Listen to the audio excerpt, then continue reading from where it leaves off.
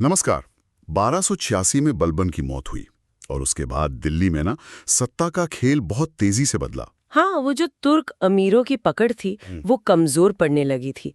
और जो गैर तुर्क ताकतें थीं जैसे खलजी, जो सरहदों पर मंगोलों से लड़ रहे थे। बिल्कुल वो मौके की तलाश में थे। और इसी उथल-पुथल से आप कह सकते हैं दिल्ली सल्तनत के इतिहास का एक नया और बहुत अहम दौर शुरू हुआ। तो आज हम इसी दौर पर यानी खलजी और फिर तुगलक वंशों के शासनकाल पर थोड़ी गहराई से नजर डालेंगे। हाँ, क्योंकि ये वो वक्त था जब सल्तनत का नक्शा काफी बदला। पहले तो जबरदस्त विस्तार हुआ, फिर बड़े प्रशासनिक और आर्थिक प्रयोग भी हुए। और फिर अंत में सल्तनत बिखरने भी लगी। हाँ, वो कहानी भी इसी दौर में शुरू होती है। और हमारी जो बातचीत है ना, वो ज्यादातर उसी दौर के जो ऐतिहासिक स्रोत हैं, उन पर आधारित है। तो मकसद साफ है इन दोनों अहम वंशों के उतार चढ़ावों को ठीक से समझना। अलाउद्दीन खलजी की सख्ती, उसके सुधार, मोहम्मद बिन तुगलक के वो बड़े लेकिन विवादास्पद फैसले। हाँ, और फिरोज शाह तुगलक की नीतियां, इन सब का सल्तनत पर क्या असर पड़ा, कैसे सल्तनत फैली और फिर कैसे सिमटने लगी। हमें ये सब पहलू देखने हैं, कुछ छूटना नहीं चाहिए। बिल्कुल। तो चलिए शुरू करते हैं। खलजियों का उदय, जिसे कभी-कभी खलजी क्रांति भी कहा जाता है, वो हुआ 1290 में। जब जलालुद्दीन खलजी ने सत्ता संभाली। हाँ, बलबन के कमजोर उत्तराधिकारियों को हटाकर। और ये सिर्फ शासक बदलना नहीं था, इसने ना तुर्क अमीरों का जो एकाधिकार था उसे तोड़ दिया। अच्छा, खलजी मतलब तुर्क नहीं थे तो मूल रूप से तुर्क ही, लेकिन वो अफगानिस्तान में इतने लंबे समय से रह रहे थे कि उन्हें पूरी तरह से अंदरूनी तुर्क नहीं माना जाता था। समझ गया। तो जलालुद्दीन का दौर तो छोटा ही रहा है ना? 1290 से 16 तक। हाँ, बस 6 साल। उसने बलबन की जो सख्त नीतियां थीं उन्हें थोड़ा नरम करने की कोशिश की, थोड़ी सहनशीलता दिखाई। उसका मानना था कि भाई भारत को पूरी तरह इस्लामी राज्य बनाना मुमकिन नहीं है। क्यों? क्योंकि यहाँ ज्यादातर आबादी हिंदू है। लेकिन उसकी ये नरमी, कह सकते हैं, कई लोगों को रास नहीं आई, खासकर उसके भतीजे अलाउद्दीन को। उसे ये कमजोरी लगी। और उसी अलाउद्दीन ने फिर हाँ, उसी महत्वाकांक्षी भतीजे और दामाद अलाउद्दीन खिलजी ने 1296 में जलालुद्दीन की धोखे से हत्या कर दी और खुद सुल्तान बन बैठा। और यहाँ से दिल्ली सल्तनत का एक बिल्कुल नया और कहें तो बहुत ही नाटकीय अध्याय शुरू होता है। बिल्कुल। अलाउद्दीन ने सबसे पहले अपनी गद्दी मजबूत की, अमीरों पर बहुत सख्त नियंत्रण रखा और विद्रोहों को तो बड़ी बेरहमी से कुचला। जैसे वो दिल्ली में बसे नए मंगोल मुसलमानों का विद्रोह हुआ था, सुना है उसे तो बड़ी बेरहमी से दबाया गया था। हाँ, बिल्कुल। गुजरात लूट के हिस्से को लेकर वो विद्रोह हुआ था। उसके बाद हजारों मंगोलों का कत्लेआम हुआ, उनके बीवी बच्चों को भी सजा दी गई। मतलब उस जमाने के हिसाब से भी वो काफी क्रूर माना गया। बाप रे। अलाउद्दीन ने अमीरों की ताकत कम करने के लिए और भी बहुत कुछ किया। उनकी जमीनें जब्त की, आपस में जो उनकी दावतें होती थीं, शादियां होती थीं, अच्छा, उन पर भी रोक लगा दी। हाँ, बिना इजाजत के नहीं कर सकते थे। और तो और शराबबंदी भी लागू की। शराबबंदी भी कमाल है। और एक बहुत ही जबरदस्त क्या कहते हैं, जासूसी का नेटवर्क, मतलब गुप्तचर प्रणाली बनाई, ताकि हर चीज की खबर रहे। बिल्कुल। नतीजा ये हुआ कि उसके रहते कोई बड़ा विद्रोह हुआ ही नहीं। हाँ, ये बात और है कि पुरानी जो तुर्क अमीरी थी वो लगभग खत्म सी हो गई। सत्ता मजबूत करने के बाद उसका ध्यान गया सल्तनत के विस्तार पर, और उसका लक्ष्य सिर्फ जीतना नहीं था, है ना? नहीं, वो जीते हुए इलाकों को सीधे दिल्ली के कंट्रोल में लाना चाहता था। गुजरात पर जो हमला हुआ 1299 में, वो इसी सोच का नतीजा था। गुजरात क्यों? मतलब क्या खास था वहाँ? अरे, गुजरात तो बहुत अहम था। जमीन उपजाऊ, बंदरगाह थे, व्यापार के रास्ते थे, और सल्तनत की फौज के लिए जो अच्छे घोड़े चाहिए होते थे वो भी वहां से मिलते थे। तो जीत लिया आसानी से? हाँ, अलाउद्दीन की फौज ने गुजरात को ज्यादा मुश्किल के बिना जीत लिया। राजधानी एन्हिलवाड़ा को लूटा, सोमनाथ मंदिर को भी तोड़ा गया, और यहीं से मलिक काफूर। अच्छा, मलिक काफूर यहीं से मिला था, जो बाद में उसका सबसे खास सेनापति बना। हाँ, उसे गुलाम के तौर पर यहीं पकड़ा गया था। गुजरात के बाद फिर राजस्थान की तरफ बढ़ा वो। रणथंभौर और चित्तौड़, ये जीते तो काफी मुश्किल रही होंगी। बहुत मुश्किल। रणथंभौर 1301 में हम्मीर देव ने अलाउद्दीन के कुछ बागी सैनिकों को पनाह दे दी थी। और चित्तौड़ 1303 की कहानी तो रानी पद्मिनी से जुड़ गई है, हालांकि इतिहासकार उसे सच नहीं मानते। हाँ, वो मलिक मोहम्मद जायसी की पद्मावत वाली कहानी। सही कहा। दोनों किलों को जीतने के लिए अलाउद्दीन को खुद जाना पड़ा, लंबी घेराबंदी करनी पड़ी, और इन लड़ाइयों में राजपूतों ने जबरदस्त बहादुरी दिखाई और जब हार निश्चित दिखी तो जौहर किया। जिसका जिक्र अमीर खुसरो ने भी किया है ना। हाँ, फारसी में जौहर का शायद ये पहला जिक्र था। इन जीतों के बाद राजस्थान की जो बड़ी रियासतें थीं उन्हें अलाउद्दीन की अधीनता माननी पड़ी। हालांकि शुरू में उसने सीधा शासन नहीं किया, मतलब बस टैक्स लेंगे और हुक्म मानेंगे। हाँ, कुछ वैसा ही। नियमित कर और दिल्ली का हुक्म मानना ये शर्तें थीं। उत्तर और पश्चिम में अपनी पकड़ मजबूत करके अलाउद्दीन का ध्यान गया दक्षिण की तरफ, और ये जिम्मेदारी उसने मलिक काफूर को दी। बिल्कुल, मलिक काफूर के नेतृत्व में ही दक्षिण के अभियान शुरू हुए। पहले देवगिरी, जो आज महाराष्ट्र में है, वहां के यादव शासक थे राय रामचंद्र, उन्हें हराया गया। लेकिन सुना है अलाउद्दीन ने उन्हें हराया जरूर, पर उनके साथ बर्ताव अच्छा किया। हाँ, ये दिलचस्प बात है। उन्हें कैद करके दिल्ली लाया गया, लेकिन फिर उन्हें सम्मान दिया। राय रायन यानी राजाओं का राजा ऐसी उपाधि दी और वापस भेज दिया, अपना सहयोगी बना लिया। ये तो बड़ी अजीब बात है। क्यों किया होगा ऐसा? शायद ये दक्षिण में पैठ बनाने की एक कूटनीति थी, एक ताकतवर सहयोगी मिल गया। लेकिन बाद के अभियानों में नीति बदल गई, जैसे वारंगल, द्वार समुद्र, माबर। हाँ, लगता तो यही है। वारंगल जो तेलंगाना में था, द्वार समुद्र कर्नाटक में, माबर तमिलनाडु में। इन अभियानों का मुख्य मकसद था इन राज्यों से भारी मात्रा में सोना, चांदी, हीरे, जवाहरात लूटना और उन्हें दिल्ली की अधीनता स्वीकार करवाना, ताकि वो हर साल टैक्स भेजते रहें। बिल्कुल। शुरू में इन दूर के राज्यों को सीधे सल्तनत में मिलाने का इरादा शायद नहीं था, दूरी बहुत थी। और मलिक काफूर इसमें कामयाब रहा। बेहद कामयाब। वो अपार दौलत लूटकर दिल्ली लाया। अलाउद्दीन उससे इतना खुश हुआ कि उसे मलिक नायब बना दिया, यानी अपना डिप्टी। अलाउद्दीन की मौत तक सल्तनत उत्तर से लेकर दक्षिण तक इतनी फैल चुकी थी जितनी पहले कभी नहीं थी। कमाल है। ये तो हुई विस्तार की बात। लेकिन अलाउद्दीन को उसके प्रशासनिक और खास तौर पर आर्थिक सुधारों के लिए भी जाना जाता है। वो बाजार नियंत्रण वाले नियम तो बहुत मशहूर हैं। उनका मकसद क्या था असल में? देखो, मुख्य मकसद था मंगोल हमलों का डर। उनसे निपटने के लिए एक बड़ी और मजबूत सेना चाहिए थी, लेकिन इतनी बड़ी सेना का खर्च कैसे उठाया जाए? तो सोचा गया कि अगर सैनिकों को कम वेतन देना है तो जरूरी है कि बाजार में चीजों की कीमतें कम हों और स्थिर रहें। अच्छा, ताकि कम पैसे में भी उनका गुजारा चल सके। बिल्कुल। इसी के लिए अलाउद्दीन ने दिल्ली में अलग अलग चीजों के लिए अलग अलग बाजार बनवाए। अनाज मंडी अलग, महंगे कपड़े, घोड़े और गुलामों का बाजार अलग, और बाकी रोजमर्रा की चीजों का बाजार अलग। और उसने चीजों की कीमतें तय कर दी, मतलब फिक्स कर दी। हाँ, लगभग हर जरूरी चीज की कीमत सरकार ने तय कर दी, चाहे वो अनाज हो, कपड़ा हो, घोड़े, मवेशी या गुलाम। लेकिन इसे लागू कैसे किया? व्यापारी तो आसानी से मानते नहीं होंगे। उसके लिए उसने बहुत सख्त इंतजाम किए। शहना-ए-मंडी नाम का एक अफसर नियुक्त किया जो बहुत सख्त था। व्यापारियों पर कड़ी नजर रखी जाती थी, जमाखोरी पर रोक थी, सरकारी गोदाम बनाए गए थे, और अगर कोई नापतौल में बेईमानी करता पकड़ा गया तो सजा मिलती होगी। बहुत कठोर सजा। कहते हैं कि वजन कम तौलने पर उतना ही मांस उसके शरीर से काट लिया जाता था। बाप रे। इतिहासकार बर्नी ने तो इसे युग का आश्चर्य कहा है। इसका असर क्या हुआ फिर? चीजें सच में सस्ती हो गई? हाँ, दिल्ली में चीजों की कीमतें लंबे समय तक स्थिर रहीं। इससे न सिर्फ सैनिकों को बल्कि आम जनता को भी फायदा हुआ होगा। सैनिक अब कम नकद वेतन, जैसे एक घुड़सवार को साल का 238 टंका मिलता था। टंका मतलब उस समय का चांदी का सिक्का। हाँ, तो इतने वेतन पर भी वो गुजारा कर सकते थे। लेकिन कुछ इतिहासकार जैसे बर्नी ये भी कहते हैं कि इसका एक मकसद हिंदुओं को दबाना भी था, क्योंकि ज्यादातर व्यापारी हिंदू थे। हाँ, बर्नी ऐसा लिखता है, लेकिन ये शायद उसका अपना नजरिया ज्यादा था, क्योंकि वो खुद कट्टर विचारों का था। असल मकसद तो सेना को सस्ते में रखना और महंगाई रोकना था। अच्छा, तो ये बाजार नियंत्रण दिल्ली के बाहर भी लागू हुआ था क्या? ये थोड़ा साफ नहीं है। ज्यादातर स्रोत दिल्ली की ही बात करते हैं। हो सकता है आसपास के इलाकों में कुछ असर रहा हो, पर पूरे साम्राज्य में शायद नहीं। ठीक है। बाजार नियंत्रण के अलावा उसने खेतीबाड़ी के निजाम में भी बड़े बदलाव किए थे। हाँ, उसका दूसरा बड़ा सुधार कृषि क्षेत्र में था। यहाँ भी दो मकसद थे, एक राज्य की आमदनी बढ़ाना, दूसरा गांव के स्तर पर जो ताकतवर बिचौलिए होते थे, जैसे खुद जमींदार या मुकद्दम, मुखिया। हाँ, जो लगान वसूलते थे और अपना हिस्सा रखते थे। बिल्कुल, उन पर अंकुश लगाना। इसके लिए उसने दुआब जैसे उपजाऊ इलाके में जमीन की पैमाइश करवाई, मतलब नपाई।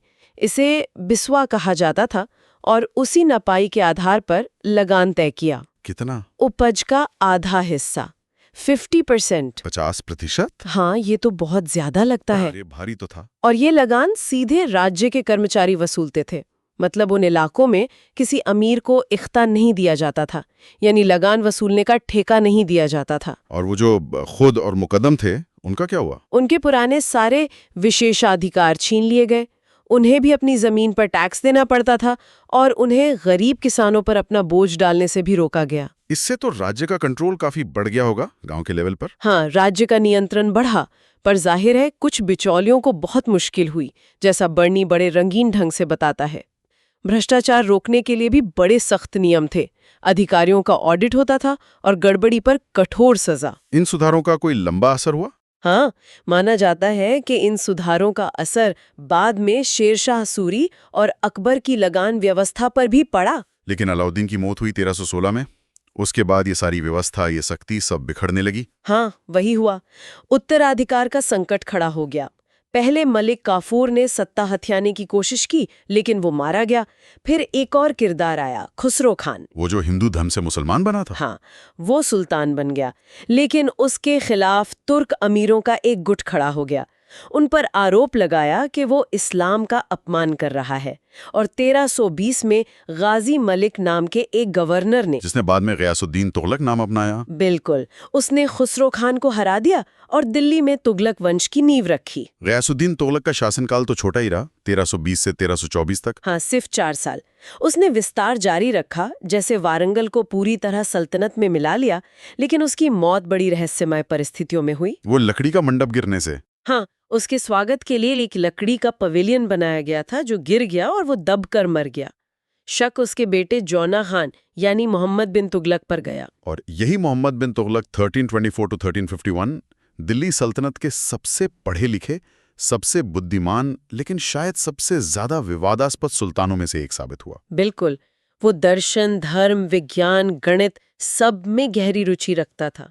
नए विचारों के लिए खुला था, लेकिन साथ ही बहुत जिद्दी, जल्दबाज और शायद थोड़ा अव्यावहारिक भी। उसे अभागा आदर्शवादी भी कहा जाता है। और उसने योग्यता को बहुत महत्व दिया है ना। सुना है इसी वजह से पुराने तुर्क अमीर उससे नाराज हो गए थे। हाँ, उसने नस्ल या खानदान देखे बिना लोगों को पद दिए, यहाँ तक कि गैर कुलीन भारतीय मुसलमानों और कुछ हिंदुओं को भी ऊंचे ओहदे दिए। लेकिन उसके जो बड़े बड़े प्रयोग थे, जो शायद नेक इरादे से ही किए गए होंगे, वो बुरी तरह नाकाम रहे और सल्तनत को बहुत नुकसान पहुंचाया। हाँ, जैसे उसका पहला बड़ा प्रयोग था राजधानी बदलना। हाँ, दिल्ली से देवगिरी, जिसका नाम उसने दौलताबाद रखा। ये तो बहुत ही बड़ा फैसला था। इसके पीछे क्या सोच थी उसकी? कई कारण बताए जाते हैं। एक तो दौलताबाद साम्राज्य के ज्यादा केंद्र में था, तो वहां से दक्षिण भारत पर बेहतर नियंत्रण रखा जा सकता था। और शायद मंगोल हमलों का भी डर था दिल्ली पर। हाँ, ये भी एक वजह हो सकती है। और शायद दिल्ली की बढ़ती आबादी को भी वो वहां बसाना चाहता था।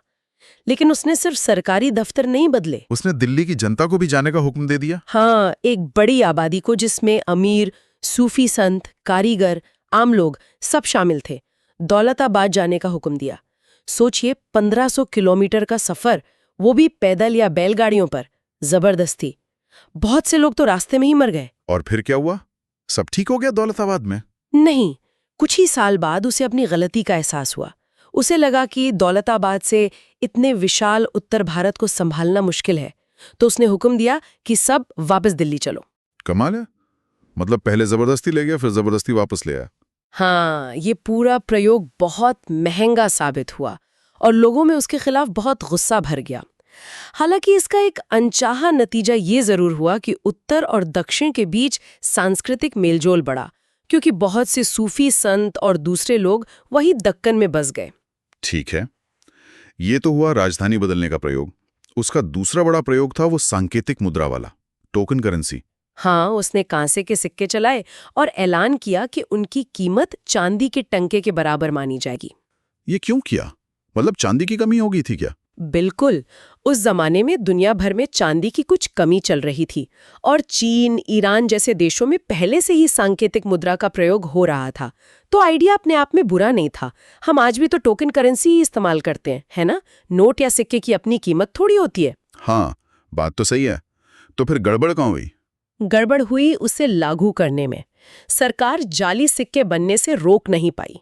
अच्छा, मतलब लोगों ने घर में ही सिक्के बनाने शुरू कर दिए? हाँ, क्योंकि कांसे पे सरकार का एकाधिकार नहीं था, वो आसानी से मिल जाता था, तो हर घर टकसाल बन गया, ऐसा कहा जाता है। बाजार जाली सिक्कों से पट गया, असली नकली की पहचान मुश्किल हो गई। तो पूरी अर्थव्यवस्था गड़बड़ा गई होगी। जाहिर है, विदेशी व्यापारियों ने सिक्के लेने बंद कर दिए, व्यापार ठप हो गया। आखिरकार सुल्तान को हार माननी पड़ी। उसने वो योजना वापस ली और ऐलान किया कि लोग अपने कांसे के सिक्के लाकर खजाने से असली चांदी के टंके ले जाएं। इससे तो खजाने पर बहुत बोझ पड़ा होगा। भारी नुकसान हुआ शाही खजाने को। ये दिखाता है कि सिर्फ अच्छा आइडिया होना काफी नहीं है, उसे सही ढंग से लागू करना भी जरूरी है। और उसके वो बड़े-बड़े सैनिक अभियान भी तो थे जो नाकाम रहे, खुरासान और कराचिल वाले। हाँ, खुरासान यानी मध्य एशिया को जीतने का एक बड़ा महत्वाकांक्षी प्लान बनाया। उसके लिए एक विशाल सेना खड़ी की। कहते हैं 3,70,000 सैनिक भर्ती किए। बाप रे। लेकिन मध्य एशिया में राजनीतिक हालात बदल गए और उसे वो योजना रद्द करनी पड़ी। सेना को भंग करना पड़ा। इसमें बेहिसाब पैसा बर्बाद हुआ। और वो कराचिल वाला अभियान, वो किधर था? वो कुमाऊं की पहाड़ियों की तरफ था। शायद उसका मकसद हिमालय के दर्रों पर नियंत्रण करना या सीमा को सुरक्षित करना था। चीन जीतने का इरादा नहीं था, जैसा कुछ लोग कहते हैं, लेकिन वो अभियान भी बुरी तरह असफल रहा। क्यों? दुर्गम पहाड़ी इलाका, भयंकर बारिश और शायद स्थानीय लोगों का प्रतिरोध। कहते हैं कि पूरी सेना तबाह हो गई, सिर्फ कुछ ही लोग वापस लौटे। हाँ, ये जरूर हुआ कि इसके बाद पहाड़ी राजाओं ने दिल्ली की अधीनता मान ली। मतलब हर तरफ मुश्किलें ही मुश्किलें। खेती के मामले में भी कुछ गड़बड़ हुई थी उसके समय में। हाँ, उसने दुआब के इलाके में लगान बढ़ा दिया। अब ये बदकिस्मती थी या क्या कि ठीक उसी समय वहां भयानक अकाल पड़ गया ओह। और अधिकारियों ने सख्ती से बढ़ा हुआ लगान वसूलने की कोशिश की। नतीजा, किसान भड़क उठे, उन्होंने विद्रोह कर दिया, जमीनें छोड़ छोड़कर भाग गए। फिर सुल्तान ने कुछ किया? हाँ, बाद में जब उसे स्थिति की गंभीरता का एहसास हुआ तो उसने राहत देने की कोशिश की। किसानों को बीज और बैल खरीदने के लिए कर्ज दिए, जिन्हें सोंधर कहा गया। खेती को बढ़ावा देने के लिए एक नया विभाग भी बनाया, दीवाने अमीर कोही। तो ये कामयाब रहा? नहीं, ये कोशिशें भी ज्यादातर नाकाम रहीं, क्योंकि जिन अधिकारियों को ये काम सौंपा गया वो या तो अनुभवहीन थे या बेईमान। बहुत सा पैसा बर्बाद हो गया। तो इन सारी असफलताओं, उसकी नीतियों से अमीरों की नाराजगी, इन सब के चलते उसके समय में विद्रोह बहुत बढ़ गए होंगे। हाँ, विडंबना देखिए, उसका शासनकाल सल्तनत के सबसे बड़े विस्तार का भी समय था, लेकिन वहीं से सल्तनत के टूटने की प्रक्रिया भी तेजी से शुरू हुई। बंगाल अलग हो गया, दक्षिण में मामार अलग हो गया, वारंगल, काम्पिली, गुजरात, सिंध, हर तरफ विद्रोह होने लगे। और इसी दौरान दक्षिण में विजयनगर और बहमनी राज्यों का उदय हुआ। बिल्कुल, ये दो बड़े और शक्तिशाली राज्य उसी के शासनकाल में उभरे और आखिरकार इन्हीं विद्रोहों में से एक को दबाने के लिए वो सिंध गया हुआ था, जब 1351 में वहीं उसकी मौत हो गई। मोहम्मद बिन तुगलक के बाद गद्दी पर बैठा उसका चचेरा भाई फिरोज शाह तुगलक 1351 से 1388। उसके सामने तो एक बहुत बड़ी चुनौती थी, इस बिखरती हुई सल्तनत को संभालना। बिल्कुल, और उसने इसके लिए रास्ता चुना तुष्टीकरण का, मतलब सबको खुश रखो। उसने अमीरों को, उलेमाओं यानी धार्मिक विद्वानों को और सेना को, सबको राजी करने की कोशिश की। कैसे? क्या नीतियां अपनाई उसने? उसने प्रशासन और सेना में वंशानुगत सिद्धांत को लागू कर दिया। यानी अगर कोई अमीर या फौजी मर जाता तो उसका पद उसके बेटे, दामाद या गुलाम को मिल जाता था। इक्ता प्रणाली को फिर से मजबूत किया और उसे भी वंशानुगत बना दिया। मतलब जागीरें भी बाप से बेटे को मिलने लगी। हाँ, और सैनिकों को नकद वेतन देने की बजाय उन्हें फिर से जमीनें या गांवों का राजस्व मिलने लगा। इससे तो अमीर और सैनिक खुश हुए होंगे, लेकिन सल्तनत का प्रशासन और सेना कमजोर नहीं हो गई होगी। हाँ, लंबे समय में यही हुआ। कुशलता की जगह वफादारी और वंशवाद ने ले ली। भ्रष्टाचार बहुत बढ़ गया, सेना का अनुशासन भी ढीला पड़ गया। एक मशहूर किस्सा है कि फिरोज ने खुद एक सैनिक को पैसा दिया था ताकि वो क्लर्क को रिश्वत देकर अपना घोड़ा पास करवा सके। अच्छा, सुल्तान ने खुद रिश्वत देने के लिए पैसा दिया? हाँ, ये दिखाता है कि हालात कितने बिगड़ गए थे। फिरोज ने बड़े सैन्य अभियान भी कम ही किए। बंगाल को फिर से जीतने की 2 कोशिशें की, लेकिन नाकाम रहीं। दक्षिण को तो उसने वापस जीतने का प्रयास ही नहीं किया। उसकी नीति एक तरह से सल्तनत को बचाने की थी, बढ़ाने की नहीं। और धार्मिक नीति में भी उसने उलिमाओं को खुश करने की कोशिश की। हाँ, उसने सल्तनत को एक कट्टर इस्लामी राज्य के तौर पर पेश करने की कोशिश की। उलेमाओं को खुश किया। जजिया जो गैर मुसलमानों पर लगता था, उसे भू राजस्व से अलग करके एक अलग टैक्स बना दिया। और पहली बार ब्राह्मणों पर भी जजिया लगाया, जिसका उन्होंने विरोध भी किया। ब्राह्मणों पर पहले जजिया नहीं लगता था? नहीं, उन्हें आमतौर पर इससे छूट मिली हुई थी। फिरोज ने ये छूट खत्म कर दी। उसने कुछ शिया मुसलमानों और दूसरे मुस्लिम संप्रदायों पर भी सख्ती की जिन्हें वो गैर मुस्लिम मानता था। कुछ ऐसी प्रथाओं पर रोक लगाई, जैसे महिलाओं का मज़ारों पर जाना। लेकिन उसने कुछ अच्छे लोक कल्याण के काम भी तो किए थे। नहरें बनवाई, शहर बसाए। हाँ, फिरोज को उसके निर्माण कार्यों और लोक कल्याण के कामों के लिए भी याद किया जाता है। उसने अमानवीय सजाएं जैसे अंग काट देना बंद करवाईं। गरीबों के इलाज के लिए दिल्ली में एक अस्पताल खोला, दारुल शफा। बेरोजगारों का रिकॉर्ड रखने के लिए एक दफ्तर बनवाया। गरीब मुस्लिम लड़कियों की शादी के लिए मदद का इंतजाम किया। और वो नहरें? हाँ, सिंचाई के लिए। हाँ, उसने सिंचाई के लिए कई नहरें खुदवाईं, जैसे यमुना से हिसार तक और सतलुज से घग्गर तक। इससे खेती को बहुत फायदा हुआ। उसने हिसार फिरोजा, आज का हिसार, फिरोजाबाद दिल्ली के पास, जौनपुर जैसे कई नए शहर भी बसाए, बाग लगवाए। और सुना है उसके पास बहुत सारे गुलाम थे। हाँ, कहते हैं करीब 1,80,000 गुलाम थे। उन्हें अलग अलग काम और हुनर सिखाए जाते थे। कुछ शाही कारखानों में काम करते थे, कुछ सेना में थे। ये शायद उसके लिए एक वफादार फोर्स बनाने का तरीका था, लेकिन बाद में यही गुलाम ताकतवर हो गए और सल्तनत की राजनीति में दखल देने लगे। एक और बात, आपने कहा वो कट्टर था, लेकिन उसने संस्कृत ग्रंथों का फारसी में अनुवाद भी करवाया था। ये थोड़ा अजीब नहीं लगता? हाँ, ये उसकी नीति का एक दिलचस्प पहलू है। उसने हिंदू धर्म, दर्शन, संगीत, चिकित्सा, गणित की कई संस्कृत किताबों का फारसी में अनुवाद करवाया। शायद उसे ज्ञान विज्ञान में सचमुच रुचि थी, या वो दूसरी संस्कृतियों को समझना चाहता था। ये उसकी शख्सियत के विरोधाभास को दिखाता है। लेकिन फिरोज की ये जो तुष्टीकरण की नीति थी, वंशानुगत पद थे, इसने लंबे समय में तो सल्तनत को कमजोरी किया होगा। निश्चित रूप से।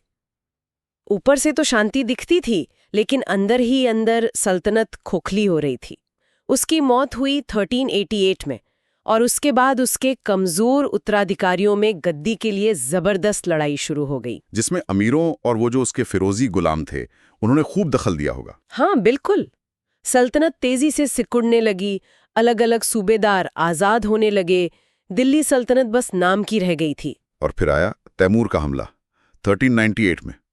वो एक तरह से आखिरी कील साबित हुआ। बिल्कुल। मध्य एशिया का वो तुर्क मंगोल शासक तैमूर लंग, उसने भारत पर हमला किया। उसका मुख्य मकसद यहाँ की दौलत लूटना था। और दिल्ली सल्तनत उसे रोक नहीं पाई। कहाँ रोक पाती? सेना कमजोर हो चुकी थी, आपस में ही लड़ाई चल रही थी। तैमूर ने दिल्ली को बुरी तरह लूटा, भयानक कत्लेआम मचाया।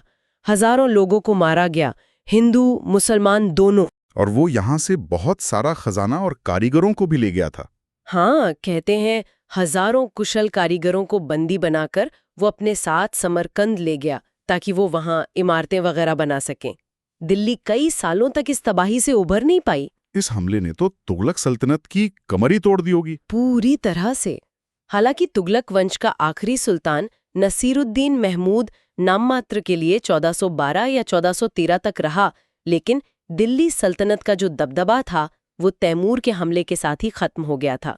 पूरा उत्तर भारत कई छोटे छोटे राज्यों में बट गया। तो अगर हम इस पूरे दौर को खलजी और तुगलक वंशों को समेटने की कोशिश करें, हाँ, तो खलजियों ने सल्तनत को एक नई ऊंचाई दी, खासकर अलाउद्दीन ने। हाँ, सख्ती से, सुधारों से, विस्तार से। हाँ, उसने सल्तनत को मजबूत किया, लेकिन उसकी नीतियां बहुत कठोर भी थीं। फिर तुगलक आए, गयासुद्दीन ने शुरुआत की। हाँ, मोहम्मद बिन तुगलक ने बड़े सपने देखे, बड़े प्रयोग किए हम्म, जो ज्यादातर नाकाम रहे और सल्तनत को नुकसान पहुंचाया। वो एक जटिल शख्सियत था, बहुत बुद्धिमान पर शायद अव्यावहारिक। और फिर फिरोज शाह ने सल्तनत को संभालने की कोशिश की, लेकिन उसकी तुष्टीकरण की नीति ने अंदर से उसे और कमजोर कर दिया। जिसका अंत तैमूर के हमले और सल्तनत के लगभग खत्म होने से हुआ। बिल्कुल।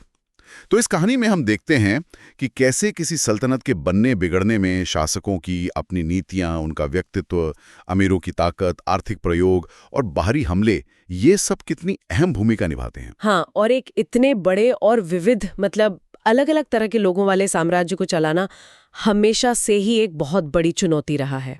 और जाते जाते एक सवाल श्रोताओं के लिए भी छोड़ जाते हैं। मोहम्मद बिन तुगलक के बारे में सोचिए। उसके जो विचार थे, योग्यता को महत्व देना, नई चीजें आजमाना, राजधानी बदलने या सांकेतिक मुद्रा के पीछे की जो सोच थी, क्या ये सिर्फ उसकी सनक या पागलपन था जैसा कुछ लोग कहते हैं, या वो वाकई अपने समय से बहुत आगे सोच रहा था, लेकिन हालात और शायद उसे लागू करने के तरीकों की कमियों का शिकार हो गया? इस पर आप क्या सोचते हैं? जरूर विचार कीजिएगा।